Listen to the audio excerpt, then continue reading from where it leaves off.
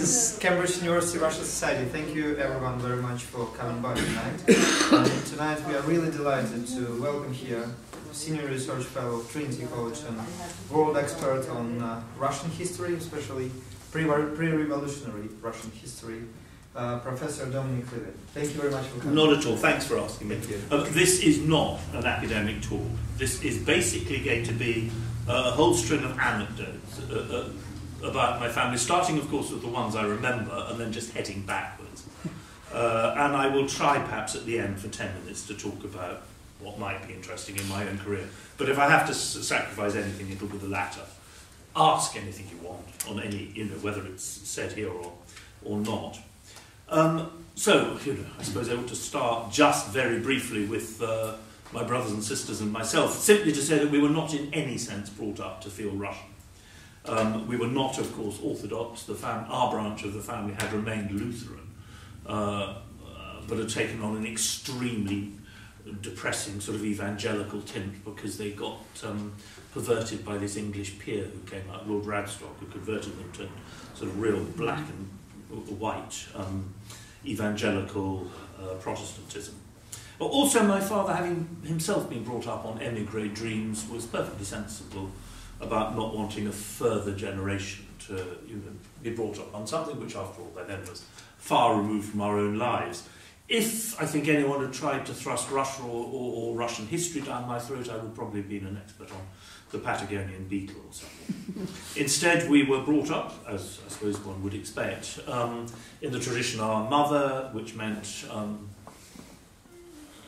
Irish, French, upper middle class, basically British Catholicism, which, without one exception, all four of my brothers and sisters and I rejected flatly and totally.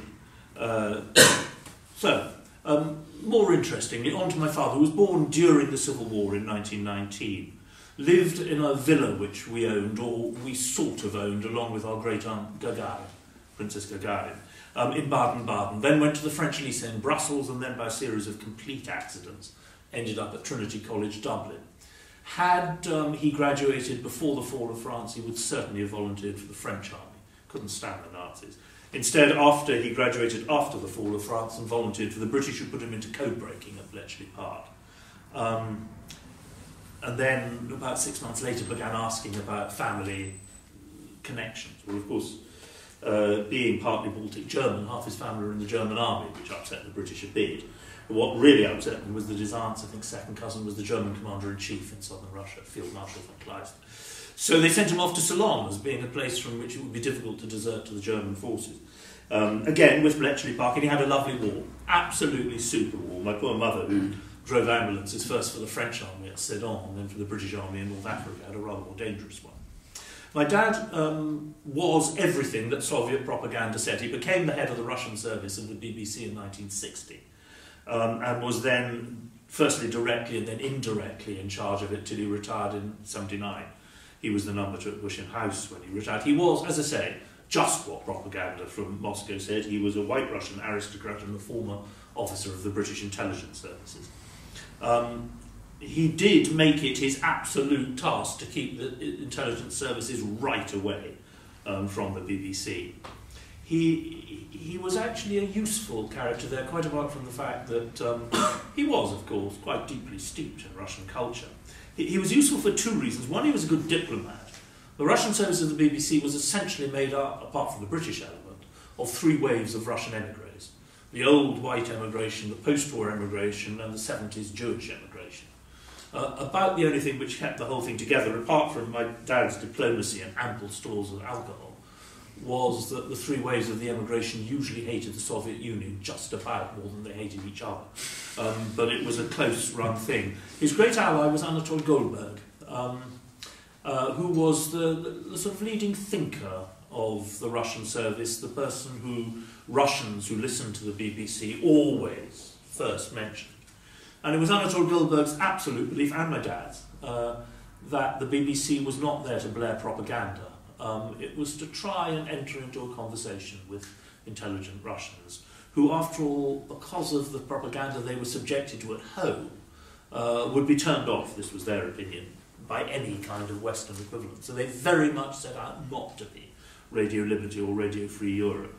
The thing about Anatol Goldberg was that he had briefly been head of the service himself, and it was a disaster because he didn't have the connections or the respect in the British establishment, essentially. You know, in the first place, my dad was trusted because of his former career. Secondly, you know, Britain in those days was a snooty world, and they were hardly likely to out-snooty my father. So he was a very useful... That was a useful alliance. That was the core alliance in the BBC Russian service right through the 60s and into the 70s, with my dad essentially keeping the Foreign Office at bay, the intelligence services right over the hill, and collaborating with Anatol Goldberg on this particular idea of what the BBC Russian service was about. We were not brought up in any meaningful sense within the old white Russian community in London. We went, well, of course, remember some of them, went to Christmas fairs, etc., etc. One of my early childhood memories is dear America Kleinmichel, who was, I think, a Mecklenburg-Strelitz Schweitzer, and therefore the second cousin, third cousin of poor Nicholas II's children, and was a lovely character. And she was the doyen of the white community after the Grand Duchess Ksenia died. And she had one fatal defect for any woman, but let alone the head of the white Russian community. She looked just like Brezhnev. Just like Brezhnev. This is my memory. And I still remember coming back from school one day, and she was sitting on one of these ultra uncomfortable old-fashioned sofas in our drawing room, next to her great buddy Baby Shuvalov. Now, Baby Shuvalov, I'm sure, was adorable at the age of 5, but age 75, she was just like a skeleton, and a rather formidable skeleton at that. This formidable skeleton sitting next to Brezhnev's sister was almost more than I could cope with at the age I did. It went, you know, deep into my memory. It was my father's elder brother, Leonid, who was after all born and a conscious child before the revolution, who was more of a source of memories. There's a sweet moment. Leonid became a colonel in the British Army and was given a little medal by the Queen and insisted that I, aged 6, should go along to Buckingham Palace to see him get it. Not so much to see him get it, but to see the Queen, and, you know, etc. Because he said when he was 6 years old, he'd met Nicholas II. And I must come and meet Elizabeth II in case the same happened. This delivered in other words, in case she got bumped off as well. This delivered in a totally gloomy Scandinavian accent. Dear Leonid was not one of life's optimists. He had rather sweet memories, actually, of pre-revolutionary Russia. During the war, when the Germans approached our estates in Latvia, the family evacuated itself to Tula, where our great-aunt Gagarin had a big estate. It was about 220,000 acres, I think. And there they lived perfectly cheerfully in 1915-16. And Leo told the story. He and I think it was the coachman's son, struck up a great friendship and were discussing one day about theories of the Earth going around the sun. And the old, I think it was the coachman's dad, actually, who was, you know, born under serfdom, ticked them off and shooed them back into the house, telling them that they were blaspheming because Christ had come down to Earth, so obviously the sun went round the Earth and not vice versa. It was good stuff, good little memories. He was also terribly taken by the fact that the family chapel of the Gagarins had the cross over the sickle. You know, the families whose ancestors had fought at Kulikova Pole had that right. These kind of little memories. He also remembered Viborg, escaping to Finland and out to the west in 17. Absolute mayhem, of course, a Baltic Sea base. And then utter silence suddenly. One day, like in those awful English Sundays that I remember in my youth. And his nurse held him up to the window, and coming down the centre of this rather wide road were these shaggy little men on shaggy little horses. This was the Savage Division, the Caucasian Native Mounted Division, coming in to restore order when the Cossacks were no longer reliable. But actually the most vivid connection to the old days was my great-aunt Alika, who died in London aged 96. When I was already way into my 20s. I was persona grata because I had Russian and some German, and also I was interested. And her first memory was the bomb which killed Alexander II, because her father was the Lord Chamberlain to Alexander II, and to some extent brought up with him, because his uncle was the guardian of Alexander II, and his grandmother had been the governess of Alexander's mother, Alexander's father, Nicholas I. So the connection, this obviously was a trauma for her. She was quite a character, and certainly stood out in the England of the 1950s. She had married a rich and well-connected Englishman, so she was the only one of us who had sort of lots of cash. And my earliest sort of almost traumatic memories was going off to feed the yaks at London Zoo with her. The thing is, Aunt Anne, I'll come back to this in a minute, she had escaped from her tyrannical mother as a result of the First World War, went off to be a nurse with the Russian army in Persia, where she, among others, she was a very good horsewoman. She was put in charge of the yaks, whom she loved, and she was convinced that yaks spoke Russian. And once a month, I was the smallest, my elder brother and sister would be taken off to her splendid flat in Mayfair. And then off we would go to the zoo to feed the yaks. Before we did that, she still had the odd flunky hanging around. And one awful one I remember called Florence, who was sent off down to the local French patisserie to get boxes of meringues and millefeuille and chocolate eclairs, and also those beautifully made sandwiches which country parsons used to give out on polite occasions. Not for us. Oh, you weren't going to spoil children in the England of the 1950s. For the yaks. So we would set off to the zoo with these boxes. Of course, even then, it was totally illegal to feed the yaks. But Aunt Alica's husband had been an honouring grandee at the zoo, so none of the keepers, they were terrified of her. You could see them hiding, when she came. And she was 6 foot tall, and she had these hats, still pre-1914 hats, so she was, something to look at. And at the word of command, we would volley chocolate eclairs, meringues and millefeuille over the fence to the yaks. Of course, we went crazy with excitement. And Aunt Alica would begin by howling at them in Russian. And of course, the fact that they then went crazy convinced her that they empathised and understood what she was up to. But it was quite a memory. And I mean, you can imagine the effect of this on a little slightly shy, sort of politely brought up would-be English child. Russia became an object of absolute fantasy and admiration. This was a country whose cows were 3 times larger and infinitely furrier than English cows. And instead of eating grass, they ate millefeuille and chocolate eclairs and meringues. Russia must be something. I mean, on a more serious level, when I was slightly older, I remember her telling me about her godmother, who was Nesselroder's daughter, the Chancellor and Foreign Minister, and who before 1812, of course, was the number 2 in Paris, as well as being the head of Russian espionage in Paris, brilliantly successful Russian espionage operation. And in those days, you lived in apartments in the embassy. And her godmother had told her that she'd gone to sleep as always, aged 6, and then an hour or 2 later was woken up by her godmother, had her hair very carefully brushed, put into her best nightdress, and brought down to the drawing room to make her curtsy to the great Emperor Napoleon, who was visiting the embassy. So that was rather good. That was a sort of 200 years almost, or 100, in one memory. Yeah, I mean, well, I'll talk about this. It wasn't all quite as amusing as it sounds, of course, in retrospect. I remember precisely Merike Kleinmichel saying that she was in their palace on the Fontanka in 15 when Aunt Alica stormed in saying liberation at last. She'd at last escaped, from what was essentially a domestic prison. My great-grandmother, who was a von der Palen by birth, became a religious fanatic. Her husband, I'll get back to this later, died when, very quickly after she produced 5 children. He was much older than her. And she'd never allowed any of her daughters to be presented at court because she said that was how nice young girls got venereal disease. She basically locked him up in the countryside. And the war was a sort of liberation for Aunt Alica. The oldest sister, Aunt Alica's oldest sister, ran away from home. She just couldn't stand it. She didn't run off with some man or something. No. She ran off to Switzerland to work as a nurse in a pretty, depressing children's hospital. There was a fire. She took a month and a half to die because she was very badly burned trying to rescue the children. My great-grandmother refused to go and visit her because she said she was an undutiful daughter.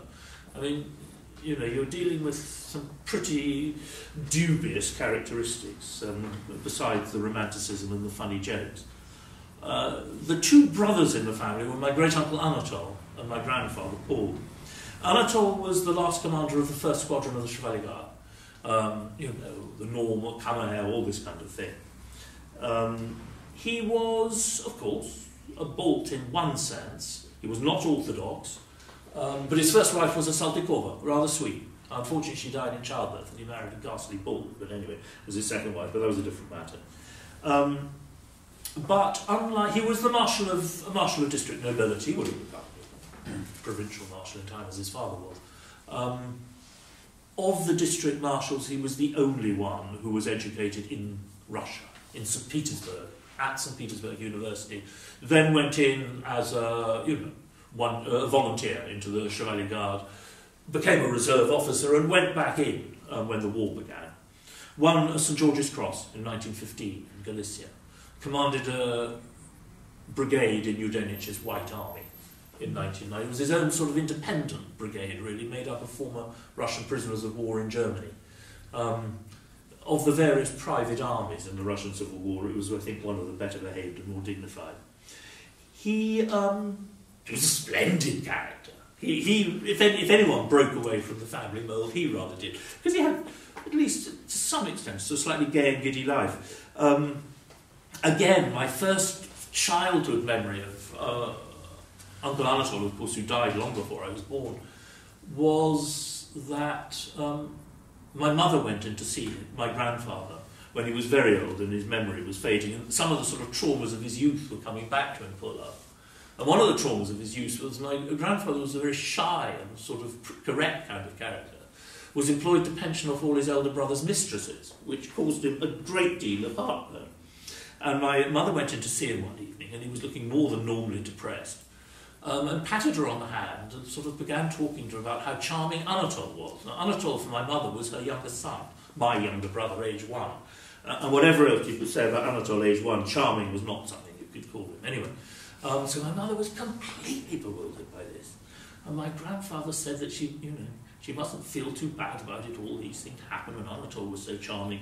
And the family would look after her and the child and everything. But he, during the Russo-Japanese War, he'd been in this very nice town called Vladivostok, and she thought it'd be a very good place for her to go and live with a small child, It was, of course, of all cities in the Russian Empire, the furthest one from, our estates or Petersburg or anything. Anyway, Uncle Anatole was a splendid old character, actually, and the memory did come down in the full-dress uniform of the Chevalier Guard with the eagles and everything. He was well over 7 foot tall. And I remember at my boarding school, there was one of my elder brother's friends' grandmother had fallen in love with him in Petersburg in the 1890s, and was overjoyed to discover that his little great-nephew was at school, and demanded that she should meet us. And my elder brother and I, being 13, he being 16 or 17, had a sort of conference about this. We reckoned that if I stood on his shoulders, we would probably just about be as tall as Uncle Anatole in the full-dress uniform of the Chevalier Guard. So we decided the old lady had better stay with her memories and not see us. My grandfather was an interesting, sweet old character, very rarely for a man of that background. He was fascinated by technology, insisted on going to the School of Engineers and Ways and Communications. He loved railways, modern technology, the lot. And unlike the girls, you couldn't completely lock a son up. So off he trotted, and he was allowed to practice as an engineer until he got married, at which point he had to run back to his estates and pretend he enjoyed being a landowner. His first job was, after he graduated from the School of Engineers, was prospecting a potential railway line from Petersburg up to Kostroma. And he was on this expedition for about 5 months. And the only other educated man on the expedition was the senior engineer, who was Krasin, later the Soviet Commissar for Foreign Trade. And it was actually bumped in, he didn't see Krasin, they became great friends. But then they didn't see each other, their paths diverged until February 18, and Krasin walked by. And Krasin said, "What do you do?" My granddad said, "I've got to emigrate." Krasin said, "Why? You never wanted to be a landowner, I'll protect you, you're never political." And my grandfather said, "Yeah, how fine, but my wife and my children have fled, I can't just stay." And Krasin said, fine, I understand that. Most things in Russia, he said, have changed for the good. Some things haven't. You don't need to stand in a queue. We'll go and have lunch, then we'll come back, I'll go round the back, I'll get your visa, everything will go off the trot. And my granddad was, son of the Lord Chamberlain, was escorted to the Finland station in exile by Krasin and a posse of Red Guards. And they got him a first-class carriage. So it was good. I met Krasin's daughter later. They remained friends of the family. She told I won't go into them now, but she told truly fabulous stories of going back with her dad for the first time to Moscow in about 22, 23, and being squired around by old Johnny Kidze. Absolute hoot. But my grandfather was as I say, sweet, rather charming kind of character. Interestingly, his main estate was a place called Smilton. It was a big, mostly forest, but also agriculture. And he did all sorts of things for the local people. And since and actually most of the buildings are still there. There's a splendid hospital he built, for instance. That was very moving. I went back completely out of the blue with my wife and small daughter in '90. So there was no preparation for it. We hadn't given them any warning. We turned up at this estate. And not merely was the hospital still absolutely going full tilt, but they had a museum in the basement. Endless photographs of my grandfather, the speech he made when he opened the hospital, his slightly shamefaced expression, because he'd built a splendid Gothic hospital, much better than that particular manor house, and then discovered they couldn't get all the machinery through the doors. You had to begin dismantling the main entrance. You know? It was great stuff. They had a very kindly memory of him, and it was very moving because when I went back subsequently, they'd renamed part of the hospital after him and put his statue up outside the front. So that was good. Doubly so because the grandfather I remember was a pretty sad. It was very sweet, but pretty sad.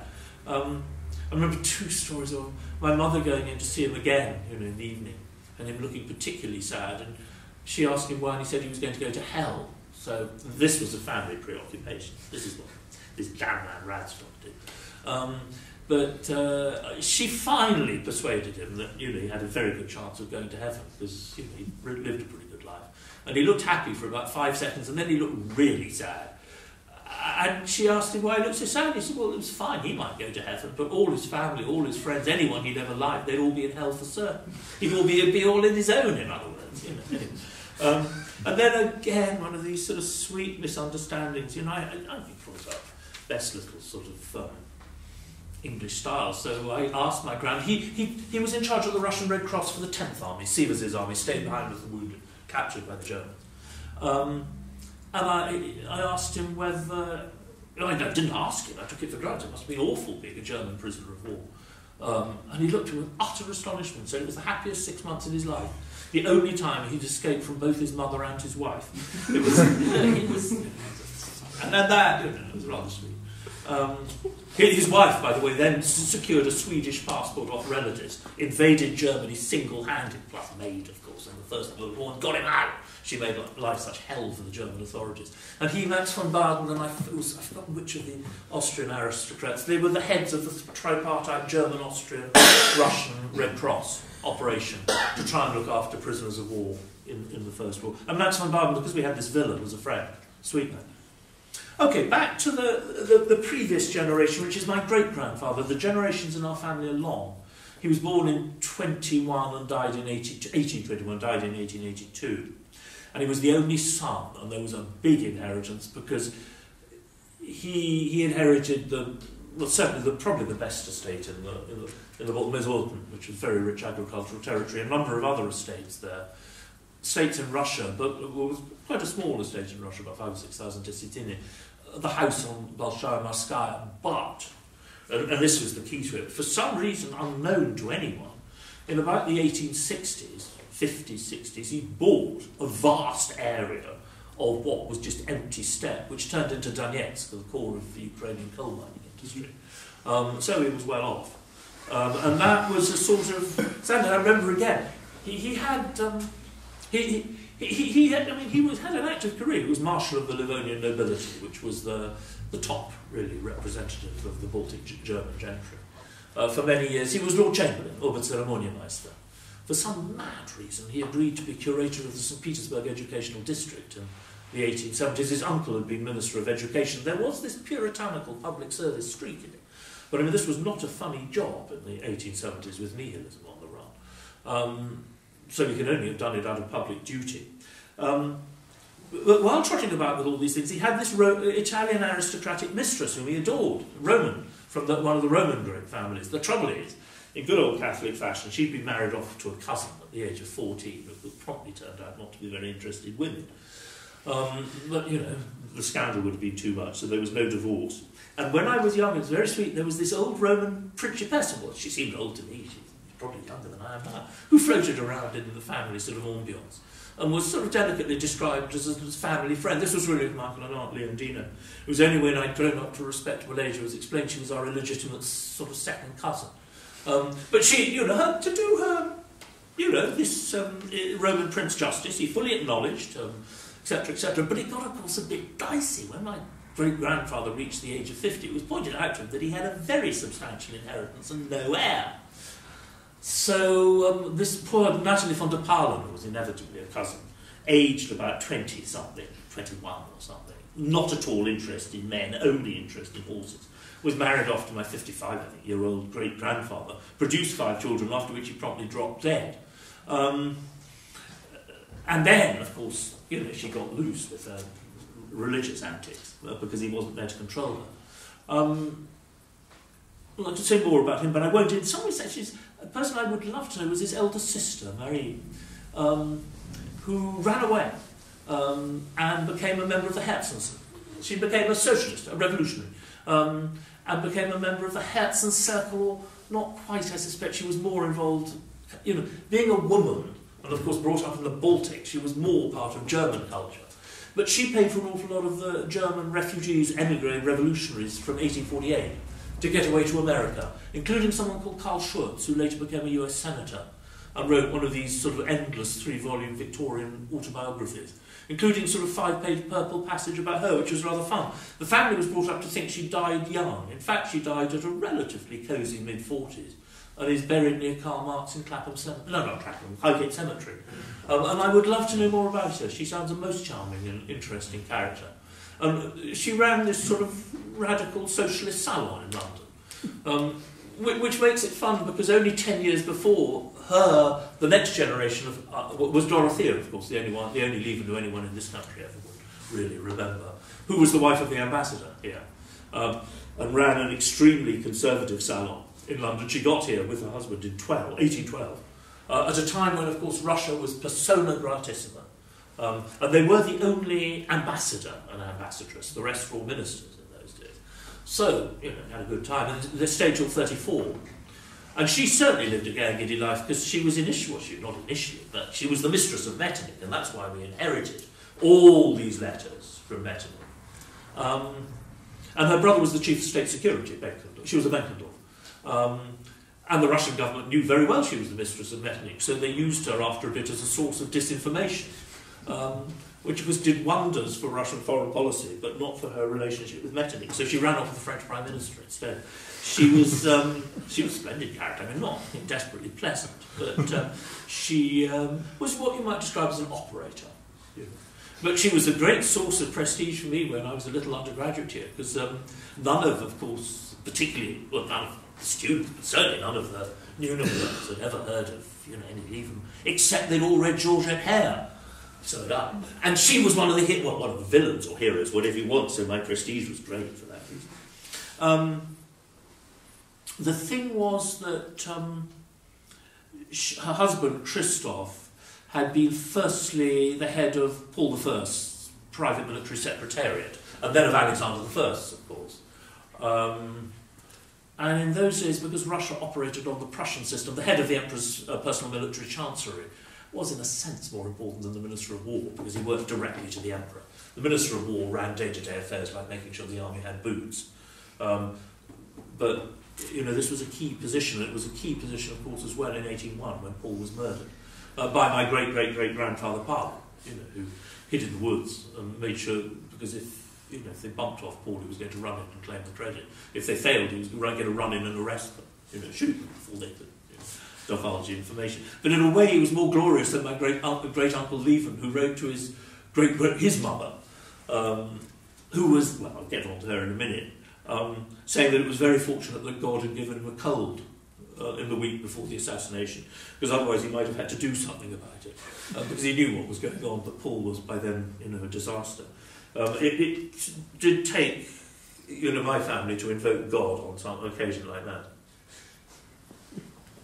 The thing is that Christoph's elder brother was the Minister of Education, Karl. This was a great time in Russia when if you were a general you could do anything. So he was a general. We had actually been rector of Dorpat, University, the great University of the Baltic, then Minister of Education, Uvarov's predecessor.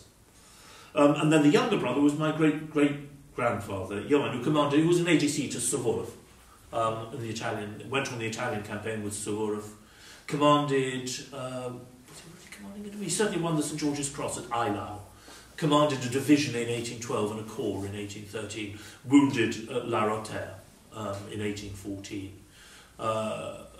And then, once the war was over, he was a lieutenant general when he retired. No point going on in the peacetime army if you've got huge estates to have a cheerful time with. And of course, the careers of all these three men, they were perfectly competent, but above all, it was because of their mother. It was my great-great-great-grandmother, Charlotte, who basically turned the Lievens from being a perfectly peaceable family of Baltic German nobles with relatively small estates, all the men generals, all the women pious. But she became, sort of by accident, governess to the imperial children and the chief lady in waiting at court and the absolute bosom friend of Paul I's wife, Marie Fyodorovna. And as a result of this, titles, estates, everything just poured down on the heads of the family. Marie Fyodorovna adored her. She married Christoph, the ambassador in London, off to Benkendorf because her two great buddies, the lady in waiting that Marie Fyodorovna had brought with her to Russia, the chief one, was Schilling von Cannstatt, who'd married Benkendorf, etc. When Schilling von Cannstatt, this woman died, she more or less thrust Dorothea into Marie Fyodorovna's aunt. Marie Fyodorovna was her godmother. She was the godmother to Christoph, so she simply married her godchildren. And they did actually form a sort of Marie Fyodorovna faction in Russian politics, and that you could talk about as well. But it was rather sweet, the Grand Duchess Anna, who later became the Queen of the Netherlands, was one of her charges, and wrote subsequently that my great-great-whatever grandmother was the only person on earth who had the right to scold the imperial family, which was about right. She had a kind of real nanny's act. She was, in a sense, she was the Sierosiska Nyana, just like old Kalinin was the Sierosiska Starosta. But of course, the person who adored her most of all was Nicholas I, who always called her mother, carried her coffin to the grave, utterly adored her.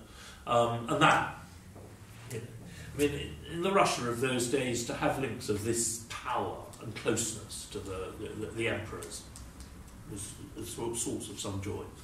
I won't say anything more about them, won't say much about pre-Charlotte. In the 18th century, Lievens in Russian service were all generals. A lot of them in the Seven Years' War. I think Kunersdorf and Gross-Jägersdorf, there were at least two Lieven generals. And of course those Field Marshal Matthias from Lieven under Anna and Elizabeth. But the family in the Russian context goes back to 1721, Neustadt. Before that they fought for the Swedes. And the one notable one under Charles XII is a great source of family pride. The king was besieging some town, I think in Norway, and a cannonball hopped out of the town towards the king, and Lieven jumped in his way and was promptly killed. Great source of sort of chivalry, pride among the family. Rather deflated by Voltaire, who in his history of Charles XII described him as the embodiment of feudal idiocy. They were Swedish barons, 1654, Swedish counts, 1799, counts of the Holy Roman Empire. Then the Russians got in on it, etc., etc., etc. And all the way back in legend, and perhaps even probably, the claim was always that they were the descendants of a Livonian tribal chieftain, who basically went over to the invading Teutonic Knights in the late 12th century. And certainly the coat of arms is the coat of arms of people who were sent off to Rome to be baptised. I've forgotten, it was Celestine II or Bon, I don't know. Thank God my mother wasn't too aware of that, because she had a great feeling for old popes, and I might have been named after one of them. Interestingly, though, it is interesting, whether this is true or legend is, in a sense, immaterial, just like nationalist myths are immaterial. What is interesting is that the family sort of mobilised this in the 19th century in the face of Latvian nationalism, all the various nationalism, claiming, of course, to have been the chieftains of the Livs who were there before anyone. And my great-great-grandfather actually built a rather splendid manor house. This is the one, not the main house, but the hospital, what became the hospital, which they're trying to get me to cough up €6 million for, in ruins. He built it in in this lovely area in Livonia, looking down over these beautiful romantic valleys. But it's the place from which our ultimate ancestor was supposed to have come. You've always got, I mean, this, fundamentally, this was a character who sold his people into slavery and jumped in time to get in with the new German elite. You've always, if you come from these aristocratic backgrounds, you've always got to be a bit careful of looking into your ancestors with too much pride. You think you're going to be descended from Charlemagne, and in fact you're descended from Willie the Rapist or something. All right, I will just say really very briefly, about, try not more than 5 minutes, about my own career, because I arrived in the Russian history field in the 1970s amidst the Cold War, and with the shadow of the revolution right over the whole of Russian history.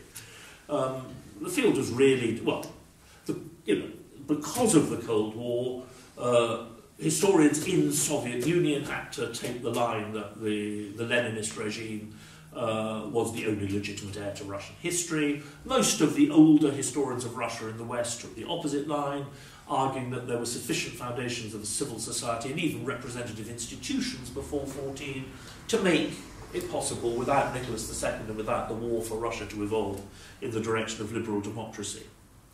Then, of course, it got complicated by the 1960s and the revolt of the younger generation in the West. The fashion was then history from below in the 1970s, in other words, the history of workers, then peasants. And inevitably, an awful lot of my generation entered the field out of sympathy for at least the revolution and Lenin, dislike of liberal capitalism, hope that they would find in the Soviet history some kind of alternative version of modernity. Well, as you can imagine, I didn't exactly fit into any of these camps. What I studied for my thesis were the old Russian elites, specifically the top level of the bureaucracy and army, the very top level under Nicholas II. And I was enormously interested in foreign policy and the impact of the international context on Russia, and vice versa, which was deeply, deeply unfashionable and politically suspect. It is actually, to my mind, very much the credit of the English that I was able to make my career in the way that I did. I don't think I could have made my career even in the United States, not to the top, nor in Germany, for God's sake. There was there's a great deal of tolerance actually in my generation. We all talked to each other, however much we disapproved of each other. I think basically I was tolerated because I was regarded as unbelievable, that such a creature could exist, but still. And actually, if you look at the books I've written, 4 were really essentially archival books on late imperial Russia. One, which was the oddity, but which I loved, was Russia Against Napoleon. And then the other 2 as well, 2.5, and what I'm doing now were comparative. And in one sense, this reflected autobiography. For the middle 10, 12 years, my wife was in finance, she's Japanese, and was running around the world all the time, even if she wasn't actually deployed in Tokyo. So I had the children. We had nannies coming out of the windows, but you don't abandon your children. I didn't trust the nannies in India. I took my children off to the nursery at LSE. Anyway, my wife had a brilliant way of sacking nannies on Friday evenings and then remembering she was off to Timbuktu on business for the next month. I thought that I was in charge when they went to the LSE nursery, and it was great fun taking them. But that explains why, in a sort of human terms, I went comparative and non-archival, writing a book comparing English, German and Russian aristocracy, writing my book on empires, etc. There was, I think, also, though, an academic justification in the sense that, of course Russia is unique, but Russia, for a start, comparison is a very good way to measure uniqueness. And it was important also not just to think of Russian history by looking at comparisons, but bring Russia in to more general histories, because it was, on the whole, marginalised in most general histories. So I did see that as being my role. As well. There were specific reasons for going for the individual books. I mean, one reason for going the book comparing aristocracy was that I was not brought up to read German. And I don't think it's really possible to be a first-rate historian of Eastern Europe or even Russia without German. So I committed myself to writing a book which absolutely required German, to force myself to write it. As for Empire, the book on Empire, that to some extent reflected my experiences from 1984 to 91, when by a series of accidents I was both on Margaret Thatcher's little Foreign Policy Advisory Committee and on an Intelligence and Security Committee of the former heads of the British set up. I mean, that was actually the most exciting seminar of my life, one of those. The IRA put a bomb under the podium, which the police didn't spot, but the electrician saw the lectern was a bit wobbly and had a look. There was a nice IRA bomb. Very exciting. And it was actually, I did a huge amount of writing for the press, television, the whole lot, you know. And also, well, it was really the only time in my life I paid a lot of attention to contemporary politics. I was in the politics department, remember, at LSE, I was Russia.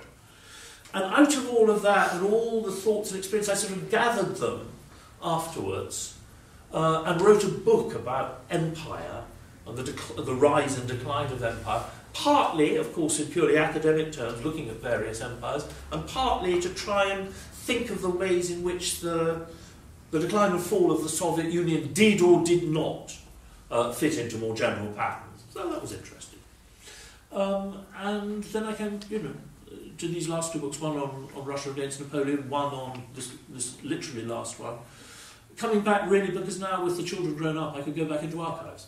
And of course it made all the difference in the world that for those two last books, it was the military and diplomatic archives which were crucial, and they'd been close to foreigners in Soviet times. So I was able to get the best of both worlds. You know, this was a period when I was more or less free to head off. You know. When I was writing Russia against Napoleon, every time I came back, I found that my son had run from another boarding school or tried to burn something down, you know. Actually, in retrospect, you know, I mean, his adolescence was almost sent me into an early grave. But I suspect, on balance, if I had to judge whether it was saner and more disastrous than mine, I would say probably he was on the side of the angels. And that's all I'll say. So do ask any questions if you want.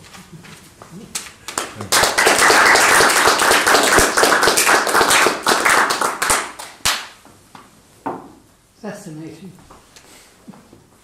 I just wonder, do you think there's any possibility that a monarchy could be restored in Russia over the next 50 years?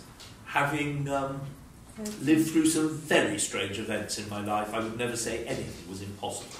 And it is true that Yeltsin did think of this in the 90s, quite seriously, apparently, which of course caused endless ructions within the Romanov family, apart from it. I would think it most unlikely. But I would not rule out anything. I tell you, one of my uncle's greatest and loveliest friends was dear old Lieven, the son of the artist. Lieven believed in two things: the restoration of the Russian monarchy and his homebrew vodka. And he was very close to, as indeed Leo was, to firstly Kirill Vladimirovich, and then Vladimir Kirillich, Romanov, the Grand Dukes. And he went back with Vladimir Kirillich to Petersburg in January 92, armed as you could be in those days if you went Aeroflot, with whole crates of vodka, you know, all. And of course in January 19, Lieven had been mocked for decades, you know, because saying the monarchy would be bad. He always referred to the Soviet Union as the present emergency. Теперешнее чрезвычайное положение, the old Tsarist term for a state of emergency. This was his term for everything. That was the provisional government as well, no difference. Nothing was legitimate since, you know, March the 15th, 17th. But he came back, of course, in triumph, because a lot of very bewildered Soviet colonels and generals, so astonished by what had happened, that they were perfectly willing to tell Lieven that the monarchy would be back tomorrow. It seemed much less strange to them than some of the other things going on, you know.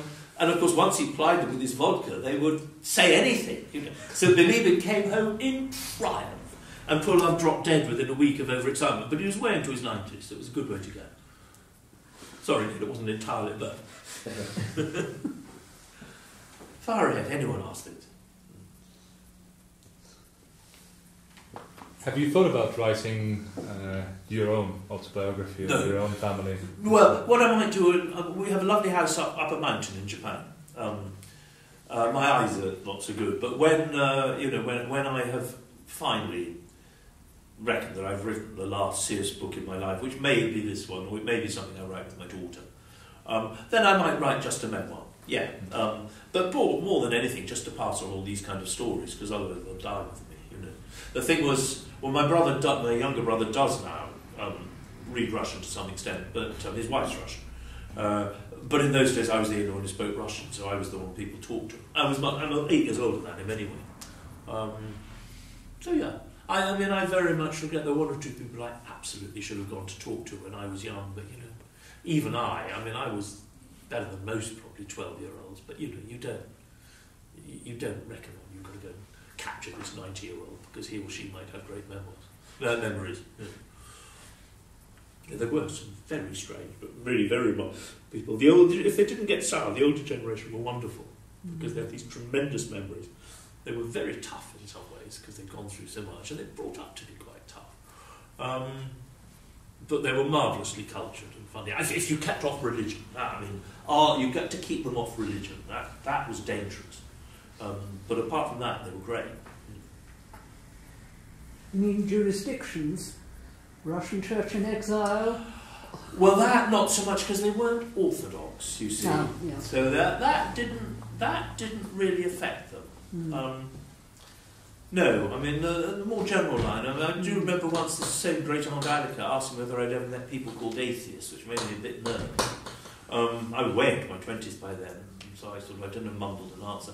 She said she'd met atheists because she went up and down the 74 bus route, you know, distributing tracts and ticking off all the young women who she thought were looking a bit, you know, too sexy.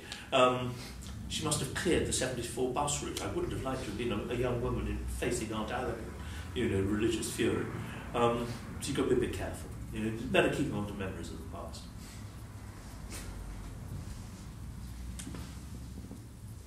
Yes. Yes. Can you say a few words on your biography of Nicholas II? I felt that it was quite different because so many of the works are so similar, they're so negative, and yours was the first work that I read that I felt was quite balanced and more analytical than critical. Well, I mean, thank you. I mean, it was the least serious book I ever wrote. I wrote it in Japan, you know. So it wasn't based on vast new archival holdings. I'm not sure you would discover much from vast new archival holdings anyway. I think we probably know most of what is written down.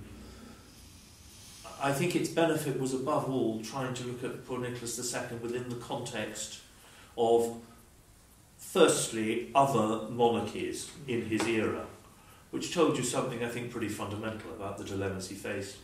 But also, this was a spin-off of my earlier work. I mean, you know, in his left ear, he had liberal conservative members of the, you know, the inner elite, including some of his own relatives, telling him that he, you know, unless he made concessions to educated society, which after all, you know, if you look at urban educated Russia in 1914, in absolute terms, it's bigger than most other educated societies in Western Europe, because Russia's so huge.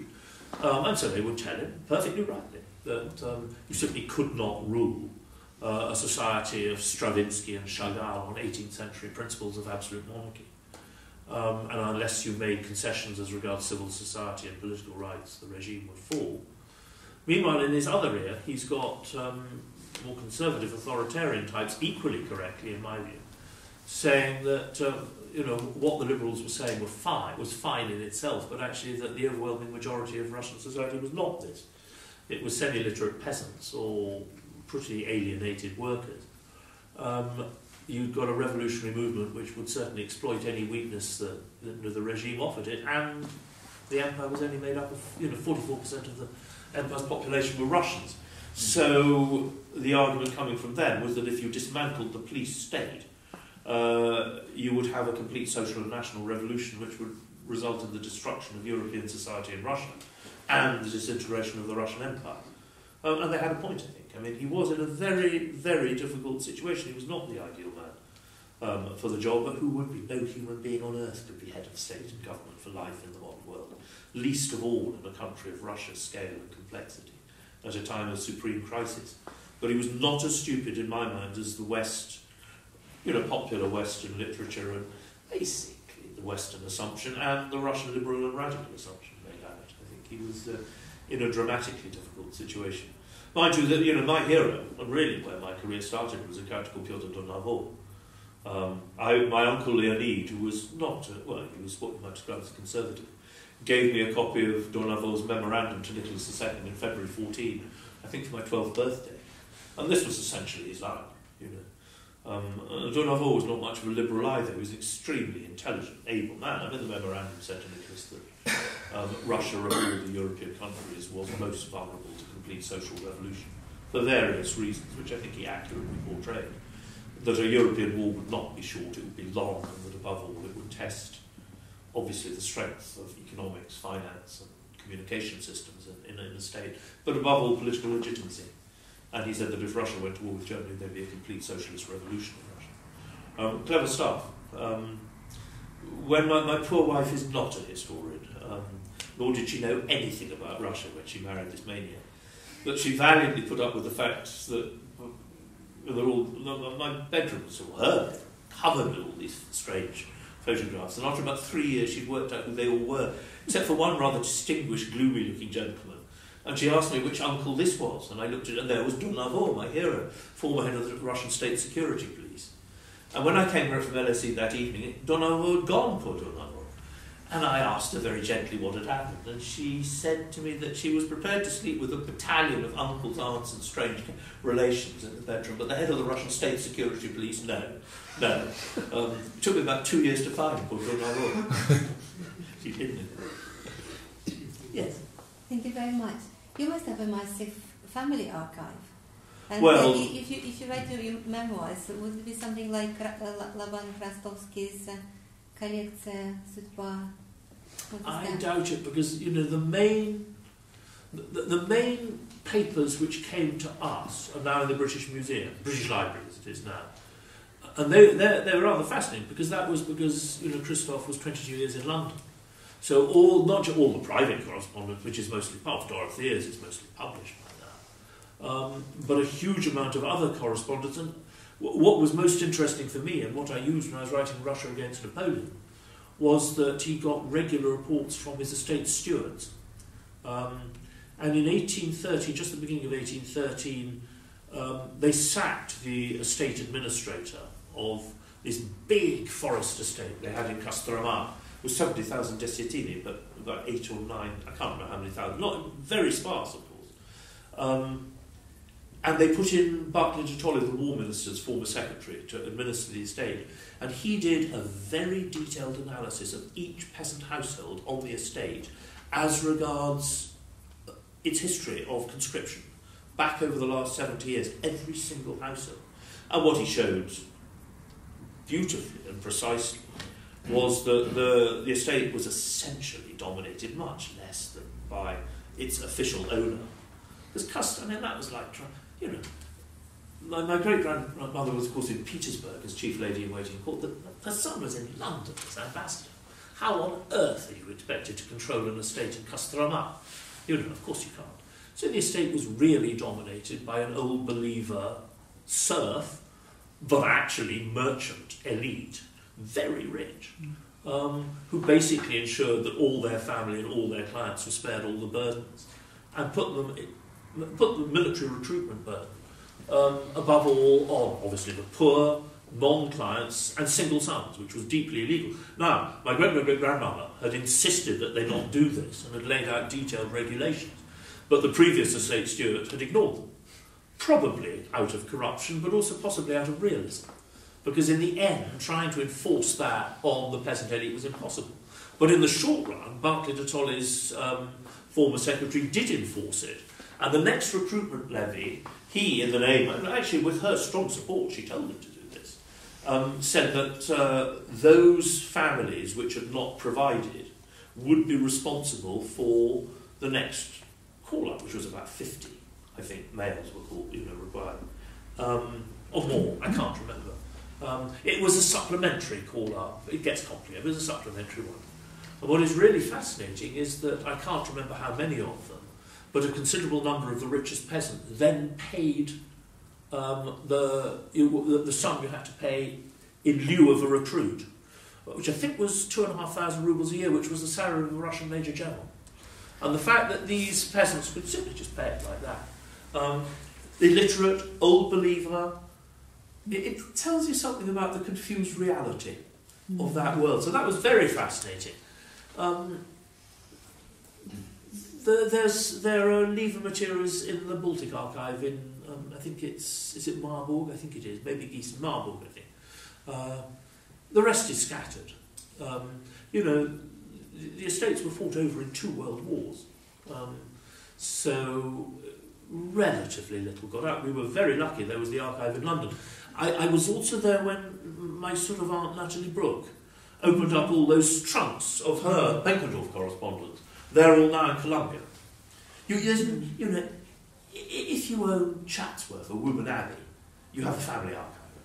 But, you know, as a private individual in a house in London, you don't, because you'll lose it, it'll get stolen.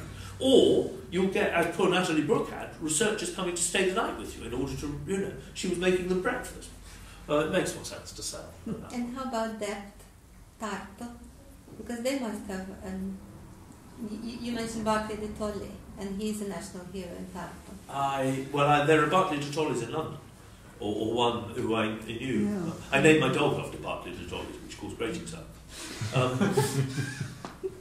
But I don't think they have any papers. No. They have a sword, I think. That's right. Yeah. That's right. Rather mysteriously, we have horse blankets. That's actually rather interesting, because after they evacuated themselves to the Gagarin estate in Tula, come the revolution, of course, they were stuck. And that is my great-grandmother von der Pahlen and my great-aunt Sophie, Lieven. But their groom, who was a Latvian, come the Soviet-Latvian peace treaty, as a Latvian citizen, he was allowed to go home to Latvia with movable property, up to 2 horses. So we went back with 2 of the family's great horses, with the family's jewels sewn into the tail. And to do that, I mean, the man, you know, these were very valuable. He delivered them straight to my great-uncle Anatol back in Latvia, which was a very honourable thing to do. So, I mean, you know, there are anecdotes, in other words, but not detailed correspondence, except for this one collection.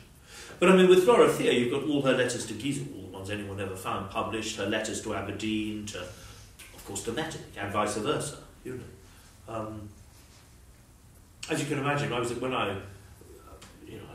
did well in Cambridge, but I was a complete nutcase, so I thought I'd try, so I went to the Foreign Office.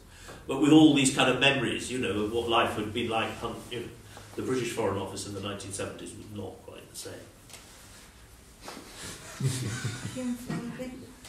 Tell me, if Stolypin had not been killed, how different could things have been? I'm one of the rare people who was an opponent of Stolypin on the right. Donald was my hero. He was a fine man, Stolypin, but you know, he was very ill already. It was a very narrow path to tread between conciliating educated society, much of which took it for granted that the only system you could have, partly for reasons of pride, you know, was the slap-up Western constitutional system, and at the same time also trying to keep, you know, the barriers against social and national revolution. I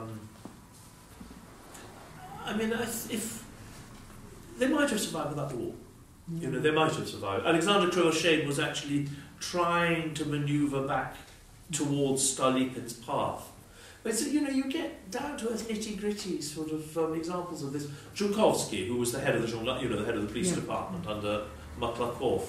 Well, he was very much. I mean, Matlakov has the reputation of being a complete reactionary, which is wrong in some ways, I think. He was the brother, of course, of Vasily. But Zhukovsky is trying to make the state security police more acceptable to society. Well, among the things he's doing is removing Okhrana agents from the army to keep an eye on the troops. You know, that doesn't look so clever. In 1917, not that a few Okhrana agents would have made the difference, but it is a narrow balance. And those professional Okhrana officers who condemned Zhukovsky for this ridiculous liberalism, they do have a point. Because Putin now invokes Stolypin all the time. All the time. Yes. It's the model. Yes. And these little bits of land that he's feeding to anybody. Yes, that's right. The trouble is, of course, that, this I remember when Gorbachev first came to London, because I was brought onto Thatcher's little group after Leonard Shapiro died. Because Hugh didn't trust the younger, I'd been a student, and Leonard, so they brought me onto these 2 committees.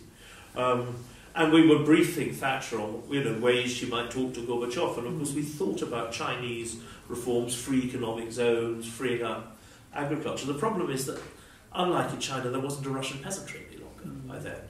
And, in the way that Khrushchev's Sovnarhozy might have gone, or were going, anything which looked like a free economic zone in the Soviet Union might very quickly turn into an ethno-national enclave. So, again, it was more complicated. Another question, one hears so much in the press today how threatening Russia is and President Putin is and all this sort of thing. Could you make a comment on your perceptions of Russia and its president? I could make a rude and an ignorant one. It does seem to me we've to some extent created Putin as an ogre, and if you create these shadows, they sometimes take on a reality. I think we were damn fools in the run-up to the Ukrainian crisis, which does not, of course, the annexation of Crimea was a gross violation of international law. So has been the creeping annexation of Jerusalem, glorified by the American Congress for 25 years. We took Putin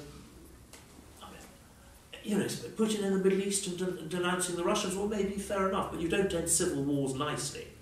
And it would be hard to imagine that anything they could do would be a bigger mess than what we've done in Iraq and in Syria. In Libya, we clearly took the United Nations resolution well beyond anything that it was supposed to say. I think we were quite right, and Clinton, I think Blair as well, were quite right to intervene in Yugoslavia. But quite wrong then to think it was their right to change international borders. You can't have it both ways. The only way you can both uphold the principle of international law and break it yourself when it suits you is if you're overwhelmingly powerful. The West isn't. It's essentially since the 17th, well, certainly since 1815, the dominant powers in the world have been the Anglo-Americans, first Anglo, then Anglo-American, then America, with Britain and the former British Empire as a sort of lieutenant. And they've been dominant because of their enormous margin, to my mind, of material superiority, both over the Germanic, the Germanic world in the two world wars, then over the Soviet Union in the Cold War. But the point is that margin of superiority, which is the geopolitical basis of everything which we take for granted, is disappearing with every day that passes. And at that point, you've got to come to terms with a new reality. To my mind, unless we are dramatically stupid, the blow-up won't come in Europe, But East and Southeast Asia, now that's there you're dealing with, I think, potentially hugely dangerous. I would think there's a 25% chance of nuclear war in the next 15, 20 years. If this man Trump gets loose. Well, I think it was actually very interesting. I had a very interesting dinner with an old friend of mine about 2 months ago, who knows this American world well. He's an IR professor, but he's worked in government as well. He said that the first stage would be the various organs of what you might describe as the American deep state leaking massively to the press in order to try and undermine Trump. The next stage, firstly with the intelligence services, then it'll be the armed forces commanders, if he really looks as if he's blundering off into some confrontation. And then you get the resignations. It's not quite how it's supposed to be, that the heads of the intelligence services, the army and the navy and the senior diplomats are defending world civilization against the democratically elected president. But that's the way it is. It's one of the, democracy is marvellous except for the electorate. I don't trust a lot of these people. I have known some. Senior intelligence people who've been in that world all their lives can go a bit nuts because it is a very strange world. So I don't particularly like the fate of the world resting in their hands, but I've got to choose between that and the American electorate. And not just the American. Don't just look. This last book I wrote on the origins of the war, the British were not primarily responsible. That's absolutely nonsense. The Germans and the Austrians were, and then the French, British, and Russians all shared some responsibility, about equally, in my view. But I think the most interesting document that's come out of Germany since reunification was the answer to that old question, why the hell didn't the German Foreign Ministry go to the General Staff before 14 and say, for heaven's sake, if you invade Belgium, the British will come in? And now we know they did. They did go to the General Staff in the winter of 12-13, to which the head of the General Staff, Moltke, replied that firstly, if it looked as if Germany was going to defeat France, Britain would come in anyway. Because whatever the British might say, it would be the European balance of power and security in Western Europe which would matter. And secondly, sotto voce, that if the war was going to be short, the British army was too small to matter. And he was right, of course, on both counts. It was, above all, stopping France from being eliminated as a great power that took the British in. If they had worked all this out in advance and said, we will not allow this to happen, and if they had made that clear, and if they had had the military, you know, in other words, if they'd been prepared to accept conscription, then I think the war wouldn't have come in 14. It might have come in 16. The Germans might well have won it. They damn nearly won it anyway. And maybe the world would have been better if they had. I don't know. I mean, I wouldn't welcome a Europe dominated by Ludendorff.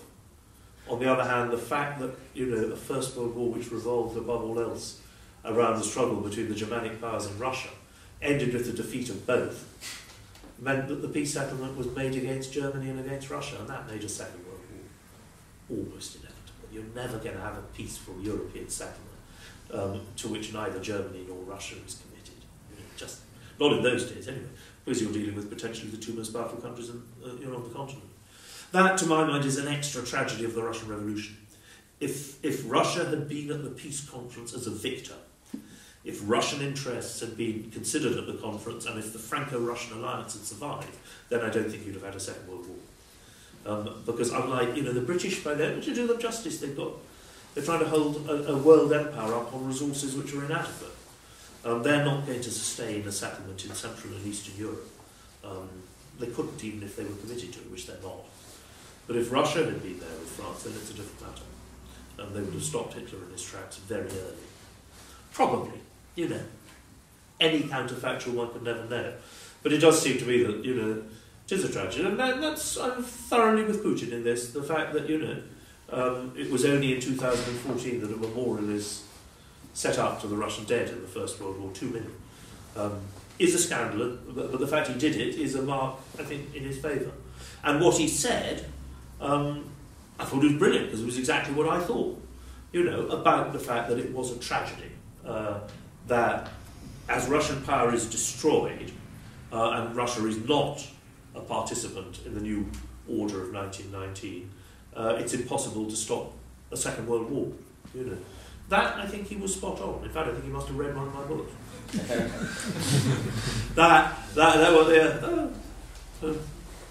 This, you know, order they get all so excited about because he gave it to this American Secretary of State. I was given it as well. This was a great moment, fine moment. First Lieven to get a medal order from the Russian states, as my great uncle got the St. George's Cross in 15. We had a splendid celebration. I was glad it was just before the Ukrainian crisis, but well, that wouldn't have deterred me. I'm afraid we are running out of time, but maybe one last question. Just following on from that, and you said how if Russia was party to the peace conference after World War I, then maybe there wouldn't be a European war. But how much better or worse do you think Russia would have administered the Middle East compared to how the British and French did it? No. What do you mean, Constantinople? Yes. Well, once you had the revolution, of course, they wouldn't have got Constantinople. Before Grigory Trubetskoy was going to be the government, it would have been a bloody nuisance. Just as the more intelligent conservatives told Nicholas II. Who wants to govern Constantinople with all the extra problems of defending it? I mean, having a nice fortress, you know, different matter. On the other, I mean, again, they could hardly have made a bigger mess. You know, and after all, in a sense, we're still living in the Middle East with the problem that we have not come up with an alternative, viable model of state to empire. And after all, even in East Central Europe, it took 2 world wars, genocide and ethnic cleansing to turn East Central Europe into something like nation states. And actually, very interesting, some of the more intelligent people in the Russian Foreign Ministry before 14 were saying, if you apply the ethno-national principle, goodbye to Europe for 50 years, you know. And the ethno-national principle, devised in Western Europe and by German and Central European romantics, doesn't work in most of the world. Most of the great states of Asia, India, even China, certainly Indonesia, Iran, these are closer to empires than nation states in the European sense. If climate change does the same to them that the First World War did to the East European empires, then the planet's not going to survive, I suspect. The conflicts will add that to the geopolitical tensions coming up in East Asia.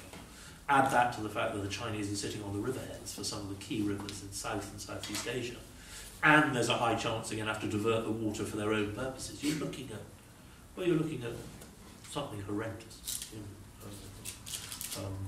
No fun sitting in Tokyo and writing a book about the origins of the First World War. I've often talked to the Japanese Defence College about this when I get to Tokyo. Anyway, on that gloomy note. Thank you very much. That was fascinating.